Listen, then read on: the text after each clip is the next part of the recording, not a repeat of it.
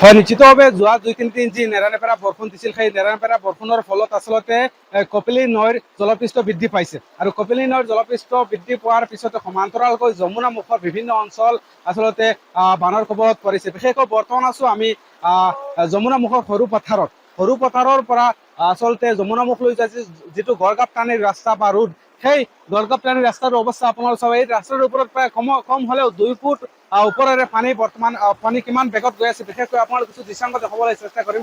ইফালে আপোনালোকে দেখিব পাৰে যে বহু কেইখন গাঁও আচলতে পানীৰ কবলত বা বানৰ কবলত পৰিছে বা বানৰ কবলত পৰা পৰিলক্ষিত হৈছে আৰু বহু কেইখন ঘৰত আচলতে মানুহ আবদ্ধ হৈ আছে, যিহেতু বানে যি সংহাৰী ৰূপ ধাৰণ কৰিছে আৰু যোৱা 2-3 দিন নেৰানেপেৰা বৰষুণ দিছে। সেই নেৰানেপেৰা বৰষুণৰ ফলত আচলতে কপিলী নৈৰ জলপৃষ্ঠ বৃদ্ধি পোৱাৰ পিছতে বিশেষকৈ যমুনা মুখৰ বহু অঞ্চল পানীৰ তলত ডুব গৈছে আৰু ইফালে আপোনালোকে দেখিব পাৰিছে যে এখন ট্ৰেক্টৰৰ জৰিয়তে মানুহে যাতায়াত ব্যৱস্থা কৰি আছে। ইপাৰৰ পৰা সিপাৰলৈ আচলতে ট্ৰেক্টৰে মানুহ কঢ়িয়াই লৈ যোৱা পৰিলক্ষিত হৈছে। আপোনালোকে নিশ্চয় দেখিব পাৰিছে যে কি মতা, কি মাইকী, কি সৰু, কি ডাঙৰ সকলো এখন ট্ৰেক্টৰে আচলতে এটা স্থানৰ পৰা আন এটা স্থানলৈ আচলতে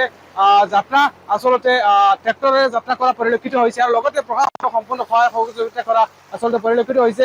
NDRF বাহিনীও আহি আচলতে যমুনা মুখৰ সৰু পথাৰৰ যি অঞ্চল আচলতে প্লাবিত হৈছে, সেই অঞ্চলত দেখা পোৱা গৈছে যে সম্পূৰ্ণ সহায় আৰু সহযোগিতা আচলতে কৰি আছে, যাতে কোনো অপ্ৰীতিকৰ পৰিৱেশৰ সৃষ্টি নহয় তাৰ প্ৰতি লক্ষ্য ৰাখি প্ৰশাসনো আছে। আৰু যোৱাকালি যদি এইখিনি স্থানত আচলতে পানী বহুতো কম আছিলে, কিন্তু আজি আচলতে সময়ে যি সময় বৃদ্ধি পাই আছে লগতে পানীও আচলতে বৃদ্ধি পাই আছে। আচলতে আপোনালোকে বিভিন্ন ঠাইত দেখা পাইছে যে পানী বৃদ্ধি, কিন্তু এটা গড়গাঁও টানি ৰাস্তাৰ ৰূপে এনেধৰণৰ পানী যোৱা আচলতে নিশ্চয় চাওক।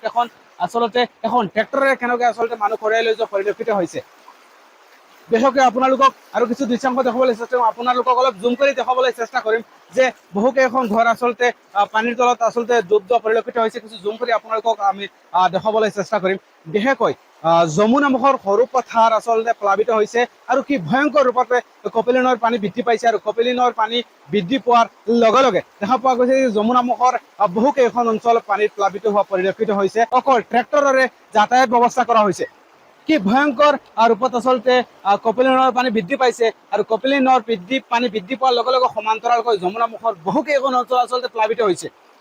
আমি যিটো ৰাস্তাত বৰ্তমান আচলতে থিয় হৈ আছো, সেই ৰাস্তাটো হৈছে যে সৰু পথাৰৰ পৰা যমুনা মুখলৈ যোৱা যিটো গড়গাঁও টানি ৰাস্তা, সেই গড়গাঁও টানি ৰাস্তাটো, কিন্তু আমি কিছু দৃশ্যাংশ আপোনালোকে দেখাবলৈ চেষ্টা কৰিম কি ভয়ংকৰ ৰূপত আচলতে ইয়াতে পানী বৃদ্ধি পাইছে।